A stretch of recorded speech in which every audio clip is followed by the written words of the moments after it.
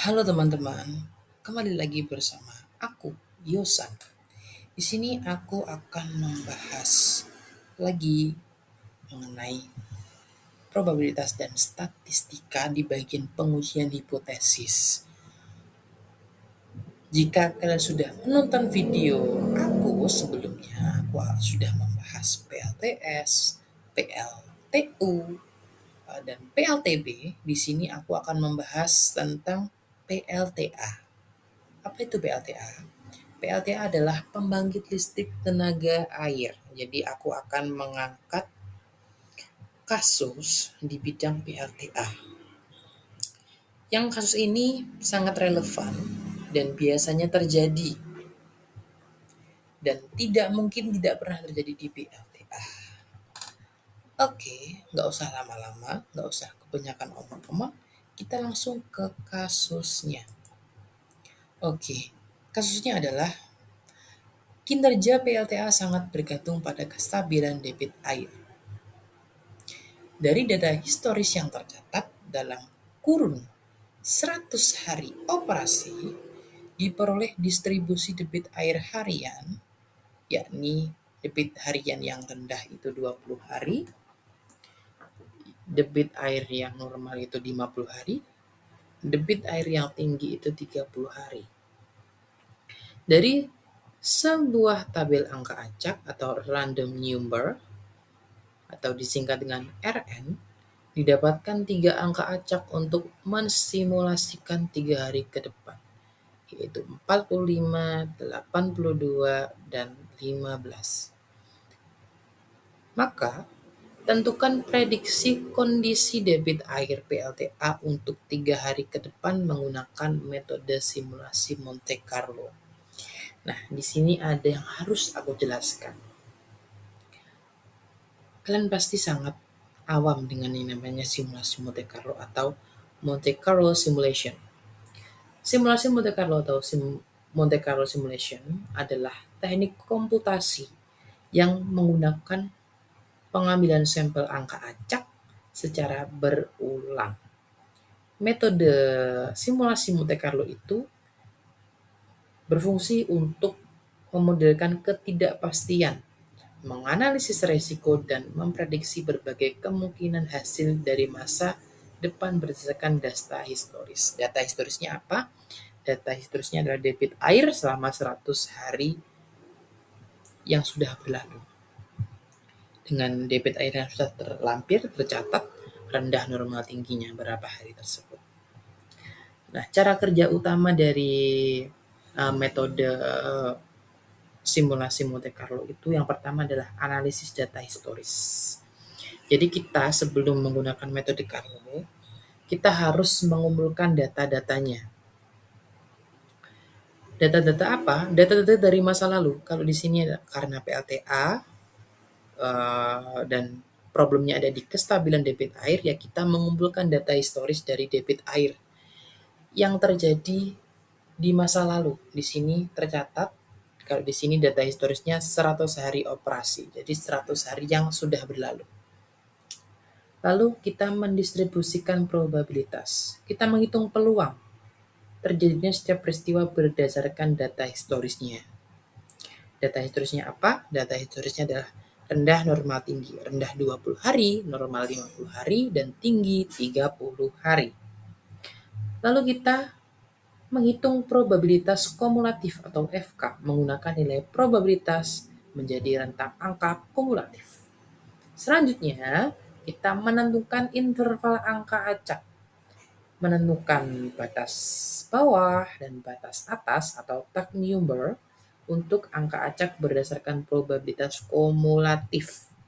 Setelah itu, kita perlu membangkitkan angka acak menggunakan generator angka acak untuk menghasilkan skenario pengujian ribuan kali secara komputasi. Nah, ini yang paling jadi problem. Membangkitkan angka acak. Ini tidak bisa dilakukan secara manual. Lebih cepat itu menggunakan VS Code dengan coding, atau kalau kalian masih awam dengan VS Code, maka kalian bisa menggunakan bantuan Microsoft Excel atau Excel. Oke, sudah paham ya? Lalu selanjutnya apa? Selanjutnya adalah hasil akhirnya, outputnya, peramalan hasil. Jadi selama tadi kita menggunakan simulasi Monte Carlo itu kita menjadi cenayang.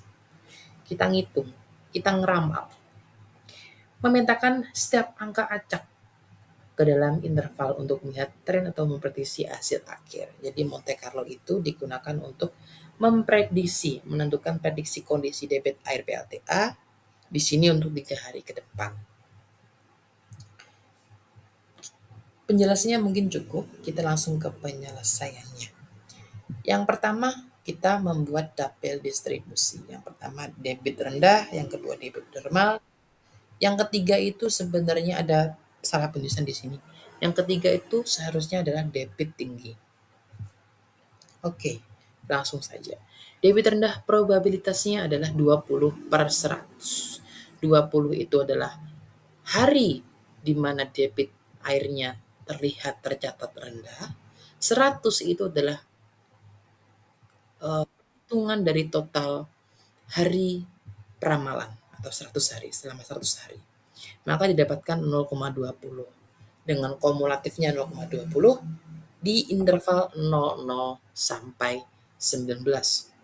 Lalu yang kedua adalah debit normal. Probabilitasnya adalah 50. Jadi debit air itu terlihat normal selama 50 hari dibagi dengan jumlah total hari yaitu 100 didapatkan 0,50 dengan kumulatifnya adalah 0,70 di interval 20 sampai 69. Lalu yang terakhir adalah debit tinggi. Mohon maaf ini ada kesalahan penulisan. Debit tinggi probabilitasnya adalah 30/100. Jadi air terlihat debitnya itu tinggi 30 hari dibagi dengan total hari historis yang tercatat yaitu 100. Maka didapatkan 0,30 dengan kumulatif 1,00 di interval 70 sampai 99. Setelah kita mendapatkan hasil tabel distribusinya, selanjutnya kita akan memetakan angka acak atau RN-nya tadi.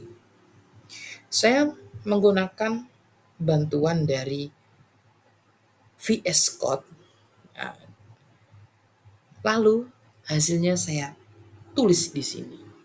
Hari pertama, hari ke-1, peramalannya itu, hari ke-1 nanti RN-nya adalah sampai 45 terletak pada interval 20 sampai 69, artinya normal. Hari kedua RN-nya 82 terletak pada interval 70 sampai 99, artinya tinggi. Hari ketiga RN-nya 15 terletak pada interval 00 sampai 19, artinya rendah.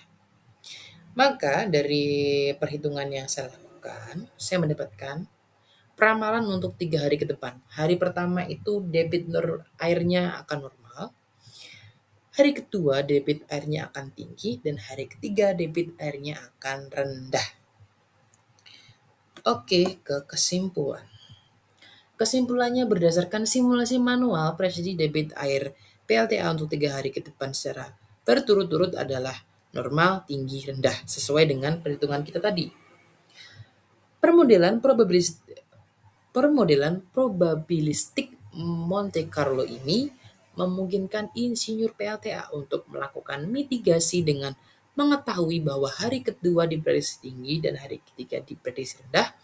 Operator dapat bersiap membuka spillway atau pintu lintasan air pada hari kedua dan menghemat volume waduk untuk hari ketiga agar turbin tetap dapat berputar stabil. Jadi metode Monte Carlo ini sangat penting di PLTA. Bukan PLTA aja, tapi PLTS, PLTB, dan pembangkit listrik lainnya. Oke, sekian penjelasan dari saya. Semoga dapat dimengerti dan dapat membantu analisis kalian dalam problem-problem di energi terbarukan, terkhusus di PLTA. Oke, terima kasih dan see you at the next video.